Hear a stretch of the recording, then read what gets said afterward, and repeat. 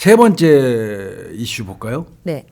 이건 사귄 지 3주밖에 안 됐대요. 여자친구하고. 한 달도 안 됐네. 네. 네. 한 달도 안 됐대요. 근데 얘 짬짬이 성관계 요구하면 계속 여자친구한테. 예, 예. 이거 또라이 아니야? 그럼 싫죠. 22살인데요. 예. 22살이에요. 22살. 얘는 아마 틈만 나면 아마 그 자기 여자친구한테 성관계를 요구했던 것 같아요. 네. 노골적인 성관계 요구, 그다음에 집착하는 모습 이런 게 부담스러워서 이제 당연히 안 만나고 싶겠지. 그렇죠. 3주 만난 놈이 이러니까 이제 결별을 딱 통보를 받은 거예요. 한 네, 거예요. 네. 여자가. 나라도 그거 안 만날 거야. 그지. 못 또라이 만난다고. 만나는 거 또라이. 그렇지. 언제 봤다고 나한테 이래. 예.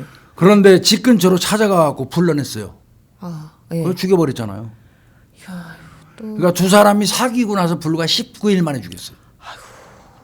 알게 된지. 이거 무섭네 진짜. 이거 어떻게 보면 이거 세상이 왜 이렇게 바뀌어 무서운지 모르겠어 이거. 아휴. 그래서 살인 사건으로 이제 기소된 거란 말이에요 이놈이. 네. 수원지방법원 성남지원 형사 1부에서 했네. 네네. 그런데 얘 얘기는 예.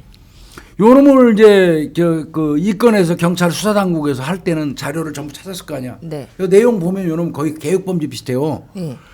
2018년도에 발생했던 강서구 그 김성수 사건이 PC방 살인 사건. 네네네. 이것도 검색해보고 포탈에서 흉기 검색도 하고. 이건 미리 사전에. 그러니까 예. 여자친구 찾아가기 전에 예. 이런 걸 다 검색을 했어. 그러면 이건 계획적 범행이죠 사전에. 그렇죠. 그렇죠? 그리고 공격한 부분이 예. 목하고 그 얼굴 등 급소만 공격했습니다. 죽이려고 작정을 한 작정한 거예요. 거예요. 이건 그래서 이거는 명백히 그 계획적인 살인 사건으로 보고 이제 재판에 회부가 된 거예요. 네. 근데 얘는 뭐라고 얘기하냐면 그냥 궁금해서 검색했대요. PC방 사건 같은 거. 그 다음에 이제 이 칼 네. 사용한 거 있죠. 그 조리용 칼이에요. 네. 그 조리용 칼은 지가 저 대학 조리학과에 입학한 후에 조리용 칼하고 캠핑용 칼에 대해서 관심을 가져가지고 하나 구했대. 그걸로 썼대요. 이런 식으로. 그러니까 구입한 게 아니라 그런 검색을 많이 했대요. 검색을.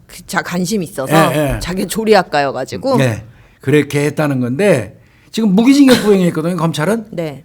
그리고 저 전자발찌 30년 채워달라고 지금 검찰이 청구를 했는데 네, 네. 얘는 이제 지가 조현병을 앓은 전력이 있다는 겁니다. 그러고 범행 당시에 내가 조현병이 있는데 범행 당시에 내가 약을 안 먹었어요. 그럼 고의로 안 처먹은 거잖아. 왜 약을 안 처먹었어? 그러니까 그거를 거론하면서 정신병에 의한 범행이니까 감경해 달라는 겁니다. 맨날 그 소리. 그리고 지가 IQ가 60이래요. 대학교는 어떻게 갔대요? 그러니까 인지 기능이 지적 장애 수준이라면서 참작해 달랍니다. IQ 60짜리가 이 강서구 이거 PC방 검색하고 칼이 궁금해갖고 포털 사이트에 검색해보고 캠핑용 칼, 조리용 칼 검색 열심히 하고. 말도 안 되는 소리 하고 있어. 교수 자기가 약 안 먹었잖아요. 그럼 이제 막 따졌을 거 아니에요. 그 왜 너 약을 안 먹었냐 이렇게 했더니 자기가 정상적인 일반 사람처럼 행동해보고 살아보고 싶어갖고 약을 안 먹었대. 그러면 그것 때문에 봐달라면서.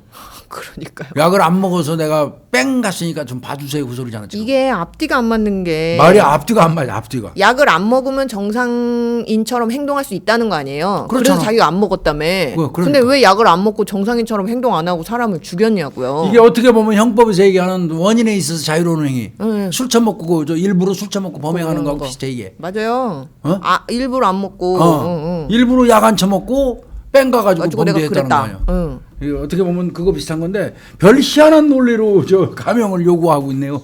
근데 이제 그거나마나 세상에 어떻게 사귀자마자 여자친구한테 계속 노골적으로 성관계 요구하고. 미친놈이죠. 미친놈이라고 생각하니까 결별한 거고. 그렇죠. 결별하니까 찾아가서 죽여버린 거 아니에요. 알게 된 지 19일 만에. 세상에. 19일 만에. 피해자 그러니까 이거는 참 그래서 요즘에 이제 이런 생각이 드는 거야. 이거 무서워서. 사람 잘못 만나면 큰일 나. 이거 진짜 죽겠어 이거. 어떤 놈인 줄 알고 만나 이거. 맞아요. 예. 근데 또 문제는 교수님 이렇게 그 모르는 사이 요즘은 막 그런 어플들도 데이터 어플 뭐 이런 소개 어플 이런 것들이 많이 발전이 되다 보니까 그러니까 예전에는 우리가 사람 만나려 그러면 뭐 우연히 만나는 경우도 있긴 있지만 이게 뭐 소개하고 이렇게 하면은 그 사람 참 괜찮은 사람이야. 우리 회사에서 내가 뭐 이렇게 보면 성실한 사람이야. 너 한번 어느 만나볼래? 정도 검증이 된 사람. 되는데 요즘은 그런 게 아예 없이 너무 쉽게 만날 수 있잖아요. SNS 막 이런 SNS 거. 상에서 지금 그 얘기 저도 오늘 지금 꼭 말씀드리고 싶어서요. 우리 구독자님들 중에서도 이건 들어두셔야 돼요. 또 자녀들이 있으니까. 지금 우리 홍 박사님이 말씀하신 게 이게 답이에요. 답.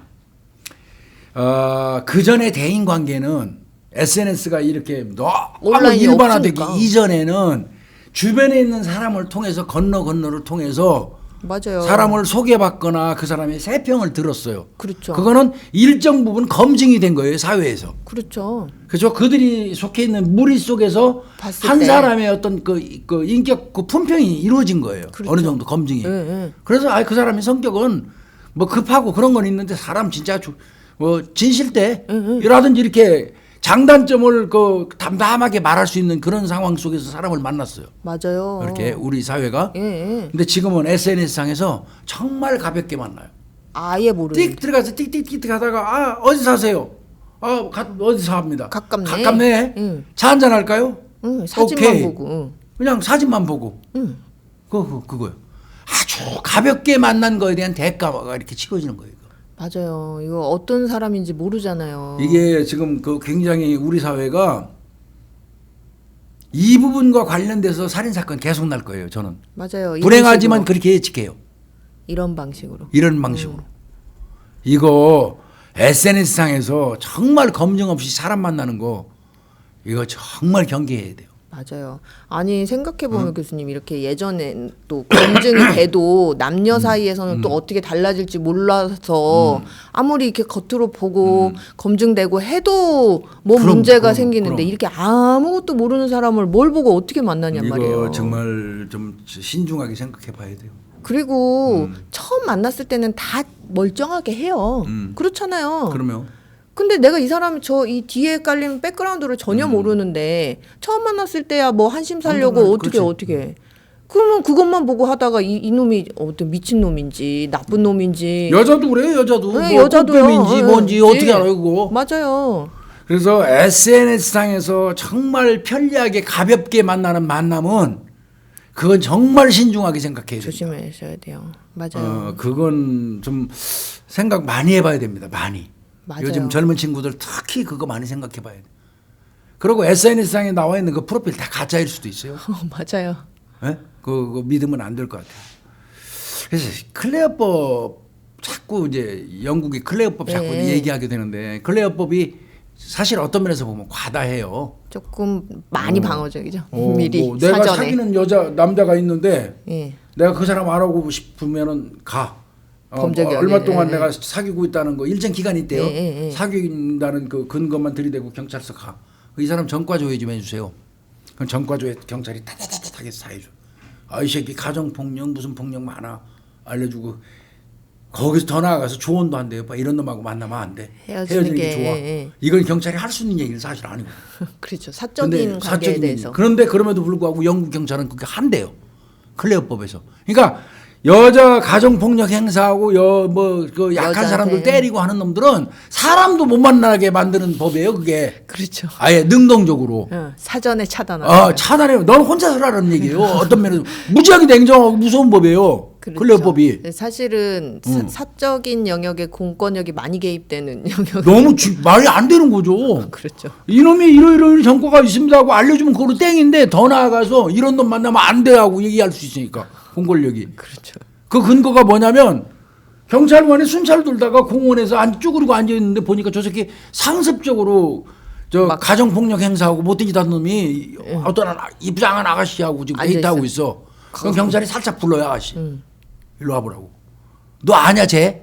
그런 놈이. 쟤 저 새끼 이렇고 이런 놈인데 너 그거 알고 만나는 거야? 알려줄 수 있죠. 그래요? 안 만나는 게 좋아.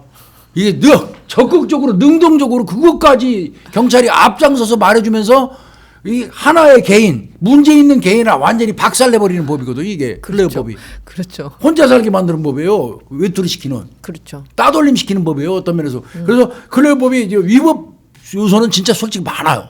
그렇죠. 엄밀히 법적으로. 얘기하면. 예. 그러나 그럼에도 불구하고 오직 하면 이거 이렇게 하겠냐고. 그거보다 무고한 생명이 이렇게 희생되는, 희생되는 게 더 막아야 되는 거다. 그러니까 경중을 따져보나 봐요. 그렇죠. 가치를. 그래도 저 새끼들 인권 침해 적정하게 있어도 선량한 다수가 안 당하는 게 낫다고 판단한 것 같아요. 이 경중을 두고. 그렇죠. 우리나라에서 맨날 가해자 인권이 왜 제일 중요하냐. 그거 근데 이제 우리나라는 보편적인 인권이시잖아요. 가해자든 도둑놈이고 뭐든 쌍놈 새끼고 나쁜 새끼고 살인자든 착한 사람이고 성직자고 뭐 똑같잖아. 우리나라 뭐 맞긴 맞아요. 우리나라 인권 그 주의자들 말이 인권은 다 똑같은 겁니다. 평등한 거예요. 원칙상 원칙상 맞습니다. 이제 그러니까 보편적인 인권주의자들이잖아. 우리나라 인권 관련자들은 원칙상. 그러니까 뭐 도둑놈도 소도둑놈, 개도둑놈, 말도둑놈 다 필요 없이 다 똑같이 인권이니까. 그리고 아주 착한 사람도 똑같은 인권이 경중은 없지 물론. 그러나 영국 같은데 이제 아마 이게 외국과 우리나라의 어떤 그 의식구조 차이 같아요. 그럴 수 있어요. 영국에서는 그거잖아요. 필요 없어 새끼야. 너 같은 새끼들은 그냥 혼자 살아 그 소리야. 이거 바꿔 새끼야. 맞아요. 여자도 만나지 여자 마. 만나지 마 이 새끼야. 만나지 마. 만날 자격 없어. 그게 클레어법이에요. 괜히 만났다가 허튼 짓 하지 말고 혼자 너는 살아라. 만나지 마. 혼자 살아 이 새끼야. 그 새끼 만나는 놈 여자 있으면 불러다가 귀속말로 말해주는 거 저 새끼 만나지 말라고. 큰일 난다고. 그거 클레어법이에요. 이것도 이제 신중하게 고려할 때가 됐다는 거야 우리나라가. 이런 현상이 자꾸 생기니까요. 그래서 우리나라도 클레어법을 지금 도입해야 된다는 얘기가 나오는 겁니다. 맞아요. 그래서 참 답답한 거죠. 이게 진짜 이 피해자 당시 사망 당시 20살이라고요. 얼마나 꽃다운 나이 가족분들은 이거 어떻게 하냔 말이에요. 그냥 다 키워가지고 그냥 황당하게 그냥 이 새끼 만난 지 19일 만에 그냥 칼에 찔려가고 비참하게 생을 마감한 거예요. 이 피해자 지금 뭘 잘못한 게 있어요. 미친 짓 하니까 헤어지자고 현명하게 잘 판단을 한 건데 이런 날벼락이 있을 거라고 상상이나 했겠냐고요. 그러니까 22살 처먹은 새끼가 무슨 맨날 성관계 하자고 댐비고. 미친놈이죠. 그러니까 잘못 만난 죄예요. 조심해야 돼요. 진짜. 잘못 만난 죄. 어떻게 보면.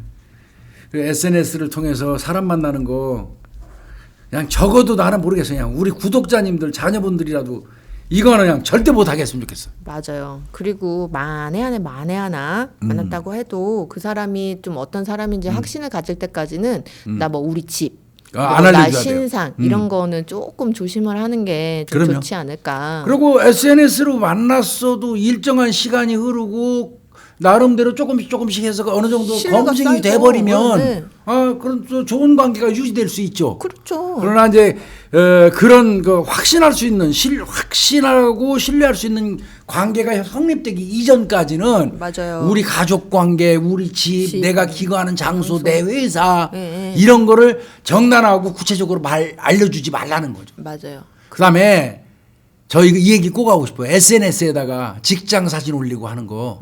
맞아요. 다 알게 직장 되잖아요. 앞에 있는 식당 사진 찍어서 올리는 거 뭐 이런 거 등등 있잖아요. 조심하셔야 돼요. 그거는 좀 저는 안 했으면 좋겠어요. 스토킹 같은 거 당하게 되잖아요. 여름에 절도범 많잖아요, 홍 박사님. 예.